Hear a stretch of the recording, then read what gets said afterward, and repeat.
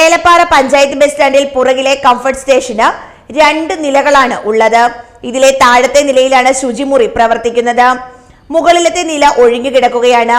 ഈ ഭാഗത്താണ് സാമൂഹ്യ വിരുദ്ധശല്യം ഉണ്ടാകുന്നത്. എല്ലാ ദിവസങ്ങളിലും സ്കൂൾ സമയം കഴിഞ്ഞ് വിദ്യാർത്ഥിനികളടക്കമാണ് ഇവിടെ എത്തുന്നത്. പുകയില ഉൽപ്പന്നങ്ങളടക്കം ഇവർ ഉപയോഗിക്കുന്നതായും ഈ കംഫർട്ട് സ്റ്റേഷൻ നടത്തുന്ന ആൾ പറയുന്നു. ചില സമയങ്ങളിൽ ഇങ്ങനെ വിദ്യാർത്ഥികൾ എത്തുമ്പോൾ ഇത് ചോദ്യം ചെയ്യാൻ എത്തുമ്പോൾ തനിക്ക് നേരെ കയർത്ത് സംസാരിക്കുന്ന സാഹചര്യം വരെ ഉണ്ടായതായും ഇദ്ദേഹം പറയുന്നു. പഞ്ചായത്തിലെ ബാത്റൂമിൽ നടത്തുന്ന ഞാൻ ഇവിടെ ബാത്റൂം നടത്തി പിള്ളേർ 3 മണി കഴിഞ്ഞാൽ ഭയങ്കര ശല്യമാണ്. മേളത്തെ നിലയിൽ കയറി പോരടിയും പെണ്ണുങ്ങളോ ആണുങ്ങളുമായിട്ട് 2 പേരും അടിക്കും. നമ്മൾ ചോദിച്ചു കഴിഞ്ഞാൽ നമ്മളെ കസാര എടുത്തിട്ട് അടിക്കാൻ പറ്റില്ല. പറഞ്ഞ് മനസ്സിലാക്കി. നാം പഞ്ചായത്തിലും പറഞ്ഞിട്ടുണ്ട്. ആരും ഒരു തീരുമാനം എടുത്തില്ല. ഇതിനൊരു തീരുമാനം ഉണ്ടാകണം. മണിക്കൂറുകൾ ഈ ഭാഗത്ത് സമയം ചിലവഴിച്ച ശേഷമാണ് ഇവർ ഇവിടുന്ന് പോകാറുള്ളതെന്നും പറയുന്നു.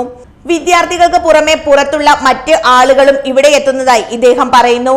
പഞ്ചായത്തിന്റെയും പോലീസിന്റെയും അടക്കം നേതൃത്വത്തിൽ ഈ ഭാഗത്ത് നിരീക്ഷണം ശക്തമാക്കി വിഷയത്തിൽ അടിയന്തര നടപടി സ്വീകരിക്കണമെന്ന ആവശ്യമാണ് ഉയരുന്നത്. News bureau, Elappara.